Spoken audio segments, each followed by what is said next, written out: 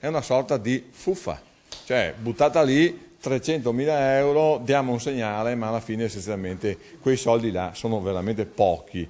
Un attacco anche dagli alleati. È un PDL con molti dubbi quello che commenta il caso di questi giorni in regione, il taglio dei premi ai dirigenti annunciato a sorpresa dal governatore Luca Zaia. Così, dopo le critiche del centro-sinistra e l'allarme per il rischio ricorsi da parte dei destinatari del taglio, si aggiunge anche la frecciata del centrodestra. Sembra un'operazione mediatica, dicono i compagni di maggioranza. Se taglio c'è da fare è sulle partecipate, milioni di euro risparmiati, non su premi definiti per contratto. Non vorrei che poi ci fosse una produttività di questi che si abbassa radicalmente per protesta. Ecco, non vorrei arrivare, perché pagano sempre i cittadini e pagando sempre i cittadini poi la gente si arrabbia sul serio. A Palazzo Ferrofini intanto la parola spending review è diventata una ossessione e proprio dal PDL si lanciano più allarmi. I presidenti della Commissione Affari Istituzionali e Statuto parlano apertamente di incostituzionalità del decreto diventato legge.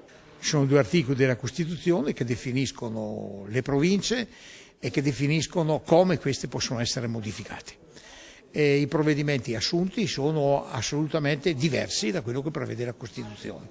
Senza contare, avvertono, che si vedono cancellati dall'alto, oltre alle province, alcuni fondamentali articoli di quello Statuto Veneto, così a lungo atteso e approvato da poco, fiora all'occhiello della Giunta Zaia. Dal PDL una proposta di legge per accelerare i tempi di discussione sulle norme della spending review e arrivare ai primi di ottobre già pronti con le modifiche da apportare. Il Consiglio regionale non deve accettare di subire dall'alto le decisioni. Allora noi daremo al governo proprio l'indicazione precisa: queste cose qua cancellatele pure, non funzionano, queste cose qui provocano dei risparmi e delle economie positive e non si devono cancellare. Tante incertezze, una sola sicurezza: a Palazzo Ferrofini per le commissioni agosto e settembre saranno mesi di lavoro febbrile. Ci riserviamo che questo serva per raccogliere da parte di tutti le opinioni per arrivare alla risposta più coinvolgente da parte di tutti.